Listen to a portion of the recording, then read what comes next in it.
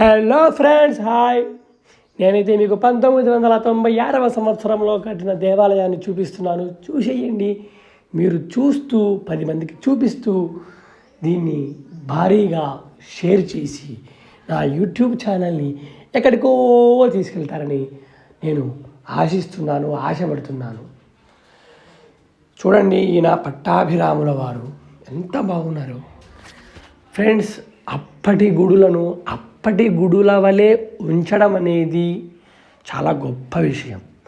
డబ్బులు ఉన్నాయి కదా అని చెప్పేసి ఇంట్లో వస్తువులు కానీ అట్లాగే ఇంటిని కానీ మనం మార్చేయడం పెద్ద విషయం కాదు. అలా చేసి డబ్బులను ఊరికే ఖర్చు పెట్టకూడదు.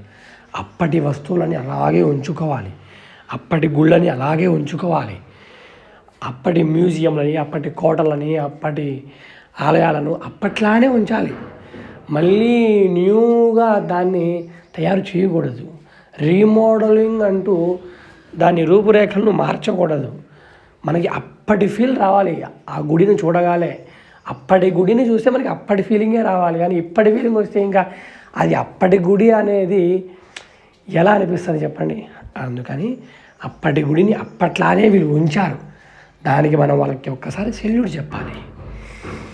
నాకు ఇలాంటి ఇల్లు అంటే చాలా ఇష్టం. పాతకాలపు ఇల్లు, 1996వ సంవత్సరం నాటి ఇల్లు అలాగే ఉంచాలి. ఇప్పటికీ డోర్స్ వేరే వచ్చాయని చెప్పి డోర్స్ కొత్తవి పెట్టేయడం, పైన స్లాబ్లు వచ్చాయి, సీలింగ్లు ఏవేవో వచ్చాయని చెప్పేసి అవి పెట్టేయలేదు. అలాగే అదే గుడిసెని మెయింటైన్ చేస్తున్నారు. చూడండి, ఇప్పుడు మనకి డేట్ కూడా ఇప్పుడు వస్తుంది 23/1996. పక్కనే ఒక దేవాలయం కూడా ఉంది. ఆ దేవాలయంలో కూడా ఒక శివుడు ఉన్నాడు. చూసేసేయండి.